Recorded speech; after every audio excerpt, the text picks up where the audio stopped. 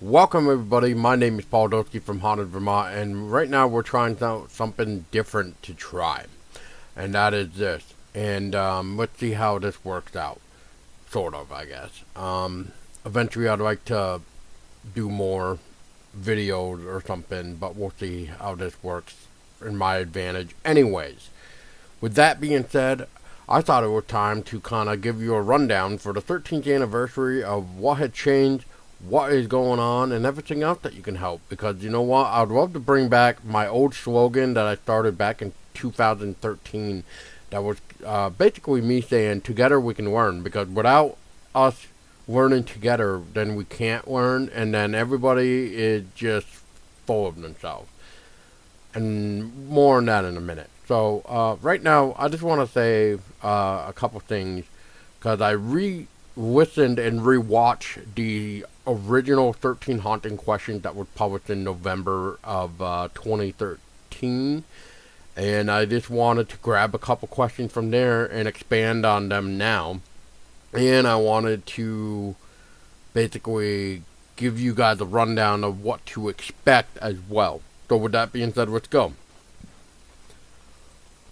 Why is there no places to investigate? Well, that is because throughout the 13 years of since I've started this, that there has been numerous places that have closed down, have been torn down, shut down, you name it. It's just terrible of what happened to some of these old locations. And I can give you some examples, like Silas Griffith's Inn, that was in Danby. That was known as a very productive place for the newspaper articles because it has been on the newspapers and stuff like that. And South Glen Falls, I think it was, Paranormal Society or something like that. They investigated there, made the newspapers, etc. I remember when it was still up and about that when I contacted them, the lovely lady actually gave me some of the guest report, I guess would be a nice way of saying that. What I actually, kept that. I actually found my old files and the old messages and stuff, and I made it presentable to share with you guys, even on my website, what you can find right there. And if you go to the county for Danby, which is brain farting me right now, maybe it's Bennington County, I kind of forget at the moment. But either way, wherever Danby is, you can actually find Silas Griffith's Inn. And in one of the tabs that I have about where that I start talking about what you can have expected there, there's a tab that says something like the guest like log or something like that, or the ghost log. And it has all the stuff that they have encountered throughout that time there. So it's still available to read on my website. And that's kind of one reason why I wanted this website anyway, because when places like Silas Griffin is no longer, where are you going to find it? And that's basically why I made this. So now the logbook is actually still available for you guys to, basically just remember and see what people were seeing back when it was, up and running. What locations are still active according to your website? Well, that's the thing. So because of that question, I actually started to go back, and there's a section of each place where I pretty much dubbed it as what the status of it. Is it active? Is it, is it run down? Is it torn? Is it just like a ghost legend? Is it debunked? Like everything that you would want to know, that's what that status is for. So in this case, Silas Griffin is permanently closed. I don't know if it's torn down yet, but it wouldn't surprise me if sometime later on in the future down the road, if it hasn't already, it's been demolished. So, because apparently Vermont now has this thing where if it's an abandoned place, they're going to tear it down. Kind of understand why, because it can become a safe hazard and everything else, and yeah. it's Vermont. So, yeah, welcome to the Green Mountain State, I guess, for that aspect. Not in a rudest way, but I'm just saying, like, you know, get your pictures while you can if you like abandoned urban exploring type stuff. So, and I don't indulge that. I'm not trying to say go out there and break into Cyrus Griffin. I'm just saying, like, you know, I know some people like to do that. Cyrus Griffin, I don't know, is even accessible anyway. I just know I've taken a couple pictures when I was last up there because the sign was no longer there for Cyrus Griffith's Inn and stuff like that. And I wanted to see how run down it became, and I took a couple pictures, but that's about it. So what happened to our partners? So if you guys remember, back in 2013, we had two partners, and then we were partnered, and I would say still partnered with one paranormal team. And we had Obscure Vermont. We were partnered with Deadfy Productions, and we are still talking and doing some stuff with Paranormal Investigators of New England, Pine for short. Love those guys. Shout out to them, by the way. And thank you again for letting me be on the Wilson Castle investigation last year. I appreciate it. Maybe we can do another round in the future. Or even an event. We'll get more on that too.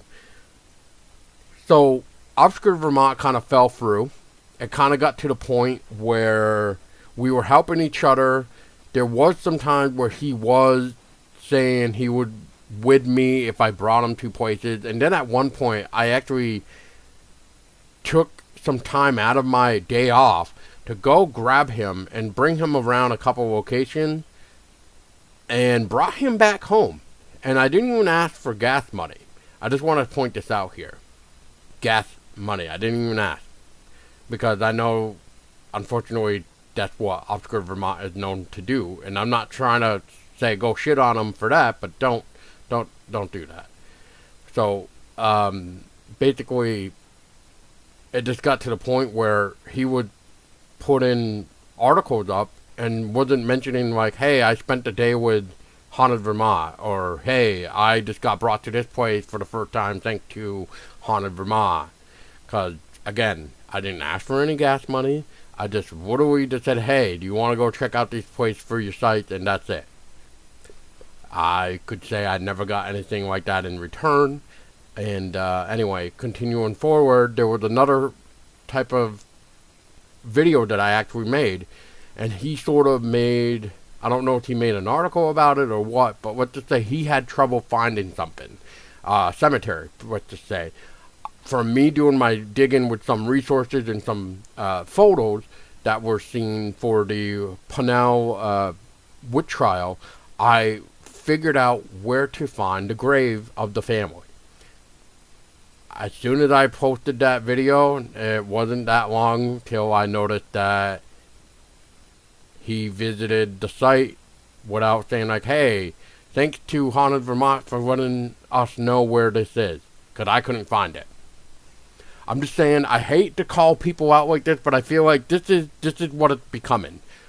And, you know, some people are not getting where credit is due and everything else. And I'm trying to do my best too. We're all living in a world that's working against each other, not with each other to help out, is what I feel like. And, yeah. So just remember who you're helping, I guess, in the future when it comes to donations and stuff like that. So, again, I'm not trying to bite his balls, but again, it's just, I'm just saying, it's just gotten to the point where I'm getting older, I'm getting frustrated when credit isn't due. I try to do my best to give credit where it's due at time, and I mean, it's just one of those things where, whatever, it's whatever it is. Same with Deadfy. I don't know what happened with Deadfy. I just know that we were working on a couple projects together. And then one day, poof, they disappeared. They removed us from Facebook, no questions asked. They got rid of everything. They got rid of their YouTube channel, Facebook, everything. They just, whatever you want to say happened to them. They vanished. And Dead you remember Dead Dead Static. Do you remember Dead Static, the short horror film that I helped act in? That was released October 27, 2014, which would have been 10 years last year. So in this case, it would be 11 this year. And anyway, yeah, you can't see it anymore. Gone from YouTube. If anything, it got sold to some Canadian person for $100 for some movie that they were doing. I have yet to see this movie myself, but I just know it's part of this Canadian film. So yeah, that's what happened. As far as Pine goes, we have worked together in the past. I've had some of their members come on the podcast to share. They've invited me to their investigation, like I said, with Wilson Castle. Amazing time.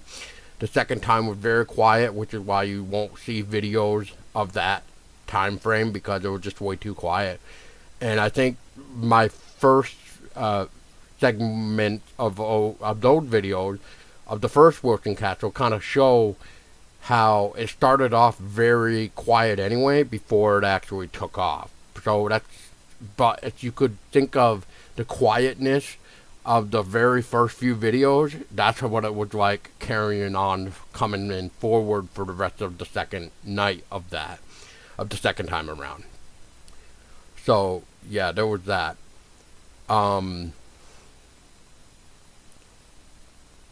So somebody had asked a long time ago my accomplishments or work on for the future of Haunted Vermont. And one of the things I have said in there previously was I would love to get a better site, which at the time I was using Blogspot, which ironically, it's still up. So if you actually go to hauntedvermont.blogspot.com, you can actually see the original website at the time, even though I had Facebook mainly was the beginning before I did the website and stuff like that, and before I even did YouTube, because I wanted to post a little bit on Facebook to basically get the word out that, hey, Haunted Vermont is now a thing, and stuff like that.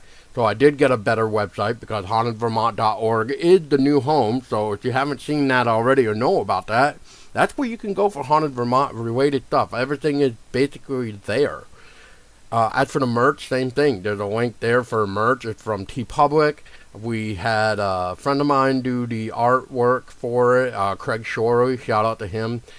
He's been busy this year, so that's why you haven't seen any really new design from him. I have been trying to do my own little stuff to kind of help promote some of the things that I wanted to do for Haunted Vermont, but not all of it, because it would take somebody like Craig to actually make. So moving forward, I forget the exact thing how this came to be, but New Boston is still confusing to me. I think that was when I wanted to go back for it. There was a place I wanted to go back for to try more stuff, to learn more. New Boston, when Oscar and Vermont and I still did that event of picking up the bones or something like that, there was a few people that showed up, like 7 or 8 people, and there was a few others, like 6 or 7 people that didn't show up, that knew the foundation, but they didn't show up to show us where they are. We did find some of the foundations. We did find the gravestones. And for even the people that were with us that didn't realize there were gravestones there, yeah. It was a crazy time. It was great to meet people, though. It was a great adventure. I wish I could have done more of that, to be honest. I love meeting those people. It was a lot of fun. Events. I would love to do events. Again, it's a matter of trying to put it together. If I could find somebody to help me understand how to put an event together, I would love to bring Haunted Vermont as an event, or even like a market per se, to almost like the psychic market and what the other one, Spellbound market, stuff like that. I'd love to do something like a Haunted Vermont market, and that would be really fun. Maybe like cryptid paranormal stuff, everything else. So yeah. Um, and I think that's pretty much about it. Moving forward, though, it's been 13 years. It's work in progress. I had some help, and still technically me doing all of it. But when everybody else is free, they are helping. My lady is helping me with trying to find graves as well, stuff like that. And so she's always doing that, even though you don't really see her doing too much. She is trying to help with podcasts and stuff like that. But, us being parents, one of us is going to have to, look after our little one too, while I still try to bring you guys stuff about Haunted Vermont related. In this case, we started to go beyond now. So, if there's people outside of the Green Mountain States, we would love to hear from you. As far as projects go, there is a couple projects I would love to do, like Emily's Bridge. I'd like to kind of create my own little documentary thing on Emily's Bridge. I'd love to do one again on New Boston. I'd love to do one on Wilson Castle.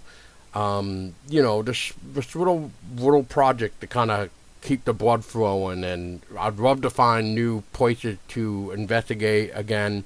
I'd love to keep going back to see what I can capture, because you can't just go once and expect a big crowd of people and get all the evidence in the world that you want. You have to continuously go back and make notes of the weather, the moon, everything, and see try to collect data to see what works for you, what time frames work. Maybe let's just say fall is better throughout the year besides spring and summer.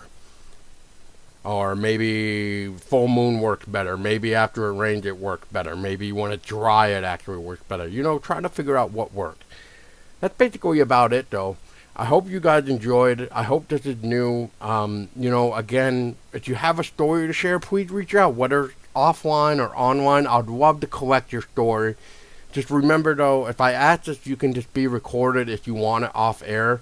It's just for my records only, because I am part deaf, and I would love to just have it recorded, so that way when I go back to write notes, I can just listen to you and stuff like that. Because obviously, when you're talking and I'm trying to write down notes, that's hard, because I would have to have you go back a few times to repeat yourself, and I don't want that. When it's easier to just state your story on a recorder, and then I can just rewind back every time.